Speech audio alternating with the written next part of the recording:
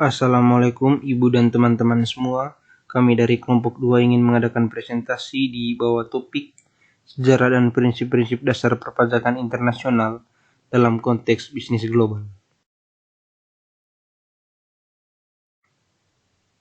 Adapun 4 topik yang menjadi pokok bahasan pada presentasi kali ini yakni sejarah kemunculan bisnis taxation, gerakan melawan double taxation, asal mula perjanjian perpajakan, dan alokasi pendanaan multinational companies atau MNC.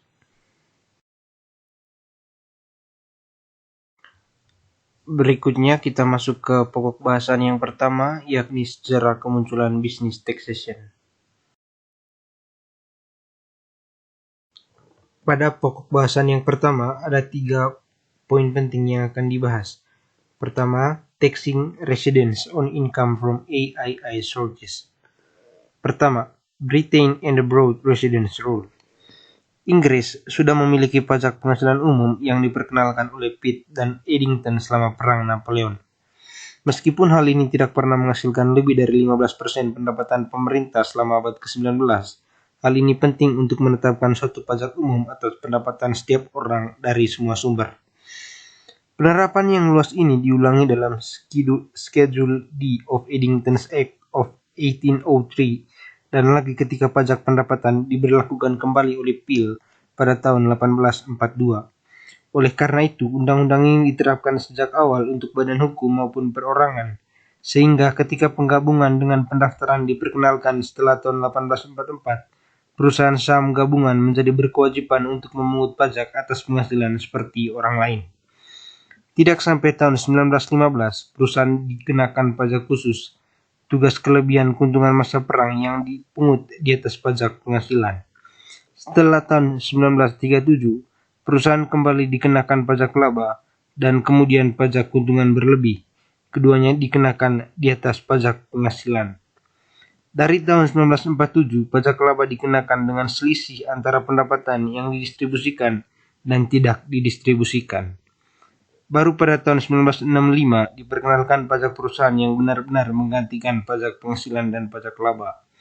Karakter pribadi dari pajak pendapatan dan kemunculannya yang awal, oleh karena itu menetapkan prinsip perpajakan pendudukan Inggris atas pendapatan mereka di seluruh dunia. Prinsip liberal dari keadilan pajak yang melegitimasi pajak penghasilan umum dianggap mengharuskan semua penduduk Inggris untuk dikenakan pajak yang sama, terlepas dari sifat atau sumber pendapatan mereka. Namun demikian, investor Inggris dalam bisnis asing tidak dapat melepaskan diri dari kewajiban potensial terhadap pajak penghasilan atas keuntungan perdagangannya, kecuali seluruh aktivitas dan semua manajemen dan kontrol terjadi di luar negeri. Namun, ini bisa diatur dan bahkan mungkin bagi perusahaan yang terdaftar di Inggris untuk bertempat tinggal di luar negeri. Kedua, Germany, Residence Based on Management. Khusus di Jerman, undang-undang pajak perusahaan yang diperkenalkan di bawah Reich pada tahun 1920 memperkenalkan pengujian gabungan kursi perusahaan satu atau tempatnya di manajemen puncak. Namun, berbeda dengan uji Inggris atas manajemen pusat dan pengendalian, tempat uji manajemen puncak tidak mencakup pengendalian keputusan investasi, tetapi difokuskan pada manajemen bisnis yang sebenarnya.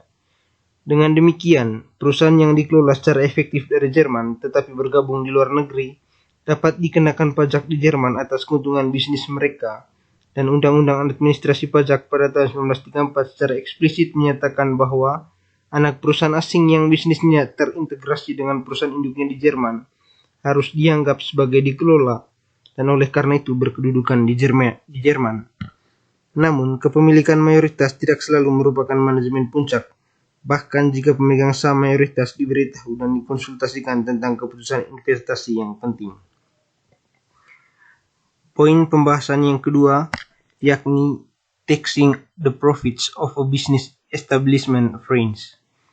Di Prancis, terlepas dari beberapa upaya dari tahun 1871 dan seterusnya, pajak penghasilan umum tidak diberlakukan sampai tahun 1914 sebagai pajak pribadi atas penghasilan individu. Ini diikuti pada tahun 1917 oleh pajak atas jenis pendapatan lain, yakni keuntungan komersial dan industri, keuntungan pertanian, pensiun dan anuitas dan profesi non-komersial, tetapi ini dianggap sebagai pajak penjadwalan terpisah dan paralel atau cedularies import. Ini ditambahkan ke pajak lama atas pendapatan dari tanah dan tambang dan pajak atas properti bergerak, seperti sekuritas, pinjaman, atau deposito. Baru pada tahun 1948, pajak penjadwalan ini terpisah dan diganti dengan pajak perusahaan. Pokok poin pembahasan yang ketiga yakni di USA, the Foreign Tax Credit. Pajak penghasilan perorangan dan perusahaan di Amerika Serikat didasarkan pada kewarganegaraan. Warga Amerika Serikat dan perusahaan yang dibentuk berdasarkan Undang-Undang Amerika Serikat dikenakan pajak atas penghasilan mereka dari semua sumber di seluruh dunia. Tapi perusahaan yang dibentuk berdasarkan hukum negara lain hanya dikenakan pajak atas sumber pendapatan Amerika Serikat. Dengan begitu, tempat manajemen atau kendali perusahaan tidak relevan menurut pendekatan Amerika Serikat. Maka keuntungan yang diperoleh di luar negeri tidak dikenakan pajak Amerika Serikat jika bisnis dilakukan oleh perusahaan berbadan hukum asing. Tetapi semua perusahaan yang dibentuk di Amerika Serikat dikenakan pajak atas pendapatan mereka di seluruh dunia, termasuk dividen dan pembayaran lain yang diterima dari afiliasi asing. Namun ini dikurangi dengan pengenalan fitur baru dalam hukum Amerika Serikat.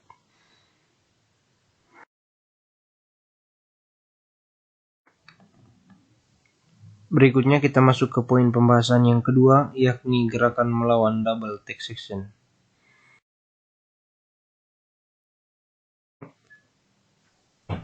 Pajak berganda internasional diartikan sebagai pengenaan jenis pajak yang sama oleh dua negara atau lebih terhadap subjek pajak dan atas nama objek pajak yang sama serta periode yang identik. Dapat pula diartikan sebagai pengenaan jenis pajak yang sama oleh dua negara atau lebih terhadap subjek pajak yang berlainan atas objek pajak yang sama.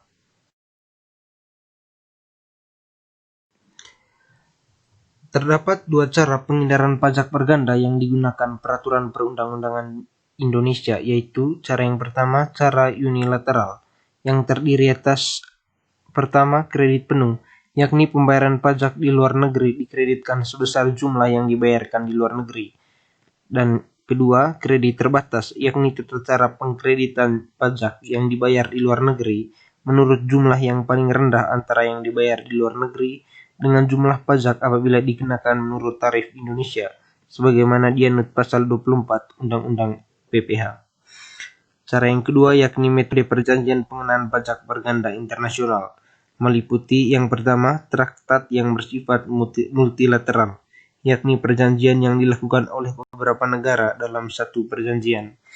Kedua, traktat yang bersifat bilateral, yakni perjanjian yang menyangkut dua negara.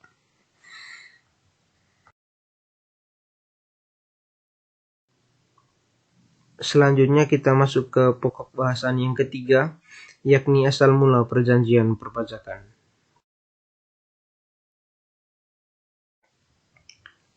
Awal perkembangan model penghindaran pajak berganda atau P3B telah dimulai sebelum terjadinya Perang Dunia Pertama. Pada saat itu, Jerman merupakan negara pertama yang mengadakan P3B, yaitu dengan dihasilkannya P3B Saxony, dan Prusia di tahun 1869-1870 yang merupakan P3B pertama domestik antara negara-negara bagian di Jerman.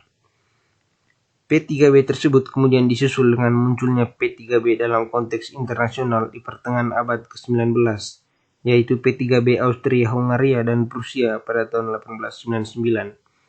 P3B ini dikenal dengan P3B internasional yang pertama. Perkembangan P3B terus berlanjut.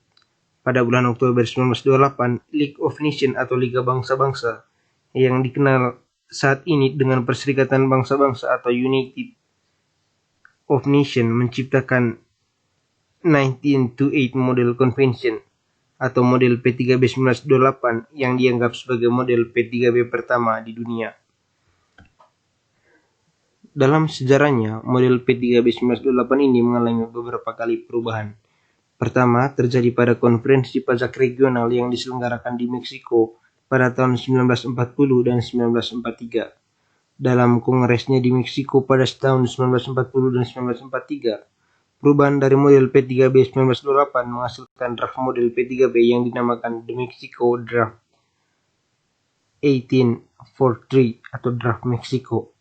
Kedua perubahan dilakukan pada bulan Maret 1946. Pada saat itu, Draft Meksiko ditelah dan dirancang ulang dalam rapat yang diadakan di London yang menghasilkan London Draft 1946 atau Draft London. Dalam kurun waktu 1946 sampai 1955, prinsip yang dikembangkan oleh Draft Meksiko dan Draft London dijadikan sebagai acuan berbagai negara dalam mengadakan P3B.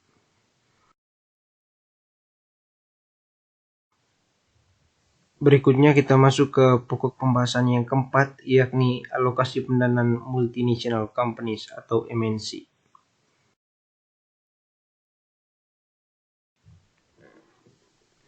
Perusahaan multinational companies didefinisikan sebagai perusahaan yang terlibat dalam berbagai bentuk bisnis internasional. Sifat atau karakteristik MNC sangat bervariasi tergantung pada pendirian cabang di luar negeri, pola pemikiran modal, dan tujuan operasi MNC di luar negeri. Karena sifat inilah, maka sangat sulit untuk memberi definisi yang tepat dan dapat mencakup seluruh kriteria, sehingga suatu perusahaan dapat didefinisikan dengan pasti sebagai suatu MNC.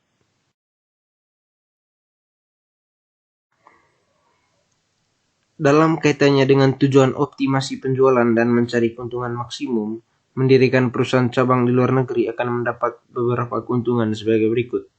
Pertama, jika suatu MNC tersebut melayani pasar luar negeri melalui ekspor, mungkin sangat diperlukan hubungan yang lebih harmonis dengan para pelanggan untuk mengetahui kebutuhan dan selera konsumen.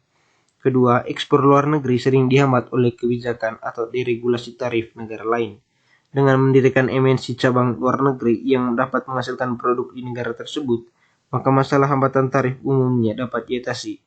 Masalah lain yang terkait langsung dengan ini adalah masalah perubahan kurs mata uang atau nilai valuta asing.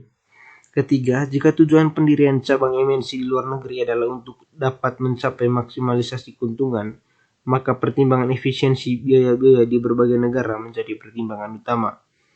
Yang keempat, faktor penghemat biaya menjadi pertimbangan berikutnya adalah dapat dihematnya biaya transportasi dari MNC ke negara induk ke luar negeri. Dengan penghematan biaya jenis ini, umumnya produk dapat dijual lebih murah dan lebih cepat dibandingkan jika suatu produk harus melalui pengangkutan dengan biaya waktu yang lama.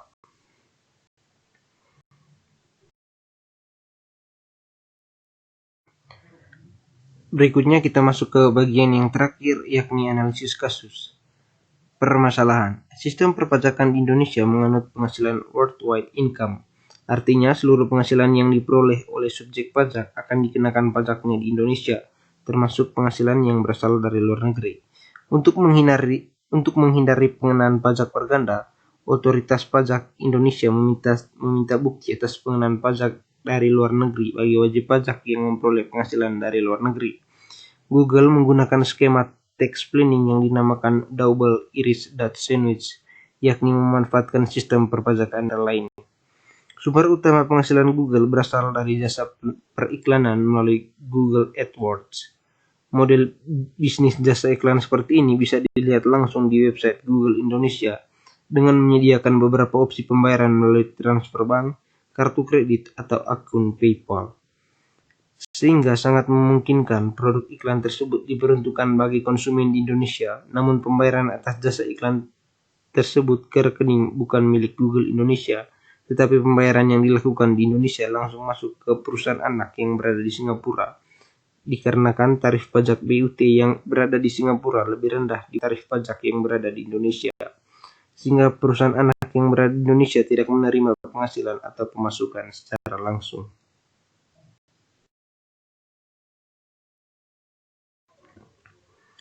Selanjutnya, analisis kasus atas kasus yang telah dijelaskan sebelumnya. Pada kasus ini, Google Incorporation berlindung di bawah perjanjian P3B yang dilakukan antara Indonesia dengan Singapura, di mana aktivitas online bukanlah yang termasuk bentuk usaha tetap atau BUT, sehingga tidak bisa dipajaki. Tanpa BUT, maka penghasilan Google atas iklan yang dilakukan secara online tidak dikenakan pajak secara penuh, atau tetap kena pajak karena mempertimbangkan juga asas sumber penghasilan, tidak sepenuhnya bebas pajak. Google menghindari adanya BUT di negara yang tarif pajaknya besar, Salah satunya yaitu Indonesia, karena jika sudah dibentuk BUT, maka BUT tersebut harus sepenuhnya patuh pada negara tempat BUT tersebut didirikan. Oleh sebab itu, Google tidak mau mendirikan BUT di Indonesia, akan tetapi hanya mendirikan kantor perwakilannya saja. Jadi pada intinya, Google Incorporation melakukan treaty shopping pada perjanjian Indonesia dengan Singapura, agar Google Incorporation mendapatkan tarif yang lebih rendah dari yang seharusnya, sehingga memperoleh untung atau surplus yang lebih besar. Namun, itu sangat merugikan Indonesia.